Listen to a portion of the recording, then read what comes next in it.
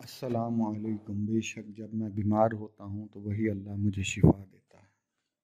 ये सामीन, आज जो मैं नुस्खा आपकी खिदमत में लेके हाजिर हुआ हूँ, इसको हिकमत की ज़ुबान में बसूर अनफ कहते हैं, यानी नाक की फिंसियाँ। बाज़ औक़ात हमारे नाक के अंदर बारीक सी एक फिंसियाँ निकल आती हैं, जिसकी वजह से शदीद दर्द होता है, आँखों से पानी बहता है, बड़ी तकलीफ़ का बायस बनती हैं।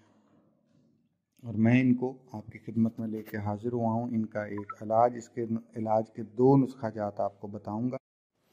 ये देसी एक खुराक में इस्तेमाल होता है, हर घर में मौजूद होता है। मक्खन, इसको आपने बकदरे ज़रूरत ले लेना है, 5-10 ग्राम ले लें इसको। और इसको आप पानी से आप इसको धोएं। 21 बार धोना है, यानी इस तरह जिस तरह धोना होता है, मुट्ठी में पकड़ के पानी में डिप कर लिया, उसके बाद इसको निचोड़ लिया, फिर डिप कर लिया, फिर निचोड़ लिया। इसको 21 बार आप पानी से धो लें।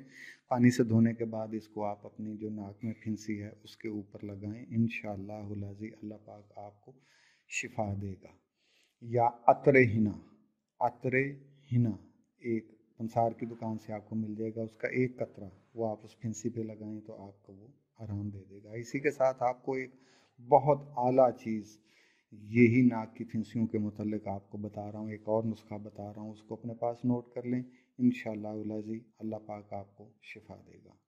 रसूत एक जड़ी बूटी है, रसूत, उसको 2 ग्राम आपने लेना है। रोगने गुल 6 ग्राम लेना है।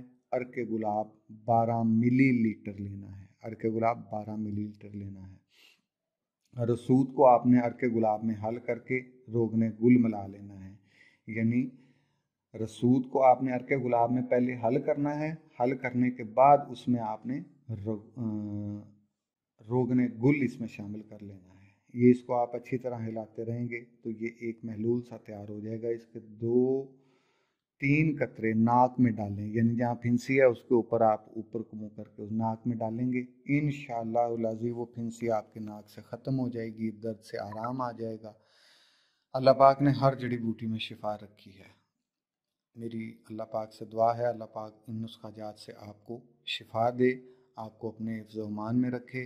अगर आपको मेरी वीडियोस पसंद आएँ तो प्लीज़ मेहरबानी करके मेरे चैनल को लाइक और सब्सक्राइब कर दीजिएगा और मेरी हौसला अफजाई कीजिएगा। दुआओं में याद रखिएगा। अल्लाह हाफ़िज़।